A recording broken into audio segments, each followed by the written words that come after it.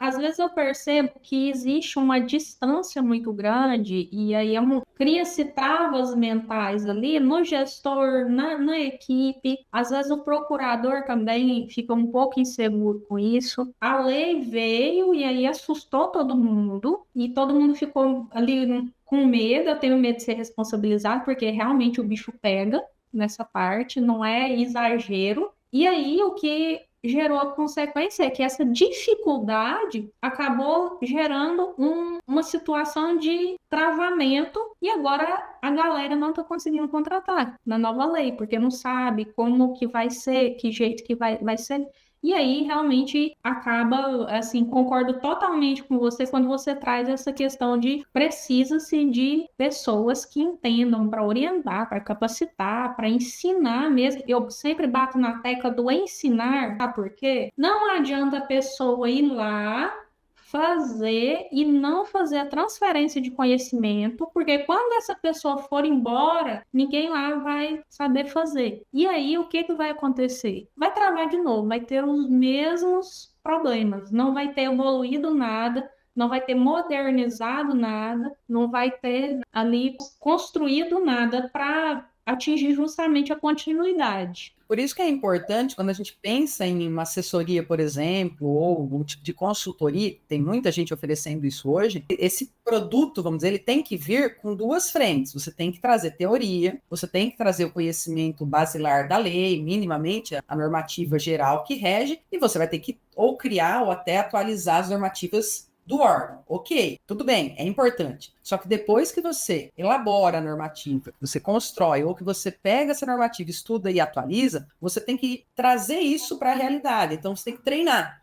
E quando você vai fazer um treinamento, por exemplo, de uma pesquisa de preço, a primeira coisa que você precisa conhecer é a normativa de pesquisa de preço daquele órgão, porque cada órgão regulamentou a sua forma de fazer pesquisa de preço, em regra. Alguns adotaram da União, etc., mas muitos construíram a sua. Se você não sentar com o agente de contratação, com a equipe de apoio, e estudar com eles aquela normativa e a partir disso mostrar, ó, isso que está escrito aqui, você vai fazer assim dentro do sistema, eles não conseguem fazer essa ligação sozinhos. E tem um caso interessante. Uma ponte, né, aí para ser Pois construída. é, e teve uma questão, e agora eu vou puxar aqui a orelhinha dos meus colegas procuradores, e puxo a minha também todos os dias quando eu faço isso, porque a gente faz, que nós fomos para uma Câmara, e aí na reunião estavam todos os servidores ali que trabalhavam com a licitação e também os procuradores ali, né, os nossos colegas. E aí, quando terminou a reunião, eles vieram conversar comigo, disseram assim, nossa, doutora, mas a gente criou todas as normativas, a gente montou, tá escrito bonitinho, então passo a passo na normativa como fazer.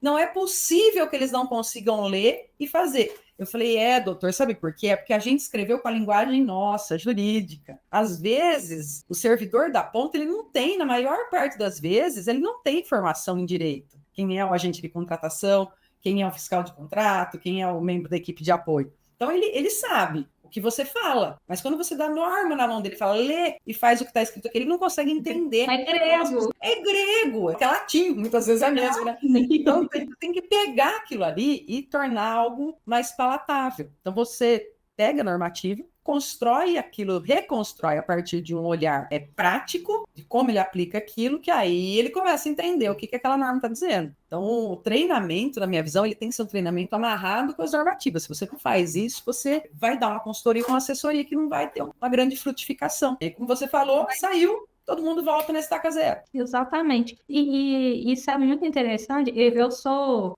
advogada, eu tenho a minha OAB, né, graças a Deus, aprovada, tenho a carteirinha, mas hoje, Daiane, assim, lógico, trouxe um conhecimento jurídico muito grande para mim isso, mas hoje eu prefiro a prática de atuar com a minha primeira formação, que eu sou pedagoga, né? Então, assim, eu amo ensinar, e aí toda essa vivência prática é de aprender a fazer pesquisa de preços na prática, de aprender a mexer no sistema, de aprender a ser uma fuçadeira na área das licitações, né? Isso eu gosto muito de ensinar e de compartilhar esse conhecimento, porque eu também sou idealista, né? Então eu acredito que se aquele servidor que está ali, que ralou para passar num concurso, ou aquele comissionado que está ali e se esforça, a gente sabe que tem muito servidor tanto comissionário como efetivo, que dá o sangue ali, eu gosto demais de ver essas pessoas entendendo aquilo que ela está fazendo, o porquê que ela está fazendo, como fazer e fazer a máquina pública funcionar. Então, eu sou bastante idealista nesse sentido, sabe? Acredito muito nesse tipo de serviço e que acaba tornando efetivo e acaba as compras. Se as compras funcionam, a administração funciona muito melhor, não é verdade? É isso mesmo, exatamente. E tem um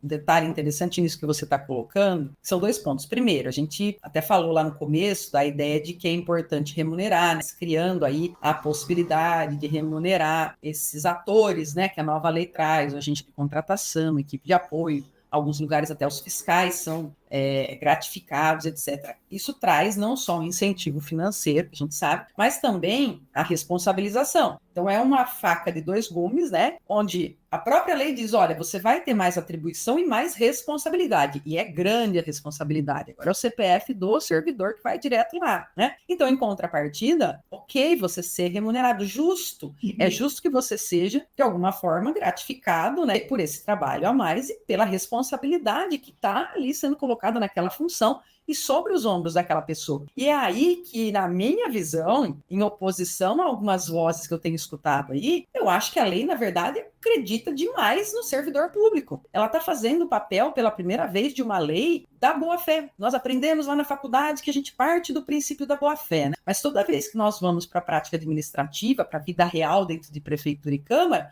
o que em regra aparece?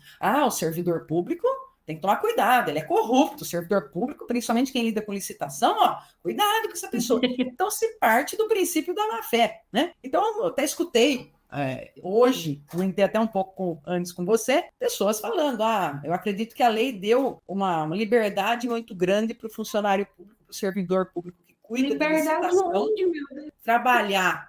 Se eu não confiar, se eu não partir do pressuposto que o servidor público que lida com o dinheiro público, que cuida da coisa pública, tá de boa fé, nós vamos acreditar que quem tá, né? Então nós vamos parar com essa ideia de dizer, nada pode porque o Brasil é corrupto, nada pode porque o servidor é corrupto, porque o gestor é corrupto. A corrupção existe, e ela precisa ser combatida. Mas isso não pode ser argumento para você não fazer nada dentro da administração. Então, o que precisa ter? Tribunais de conta fortes, controle interno forte, os agentes atuando dentro das suas funções, procuradorias fortes, com autonomia. Então, é isso que a gente precisa ter. A gente precisa ter liberdade, sim, de trabalhar. O servidor comprador, ele tem que ter fé pública para trabalhar. E os órgãos de controle que o fiscalizam. Isso tem que ser, assim, a sistemática. Sim, e assim, eu concordo com você. A gente sabe que existem pessoas boas e pessoas ruins. Isso não é porque a pessoa está trabalhando no setor de contratação que ela é uma pessoa ruim, né?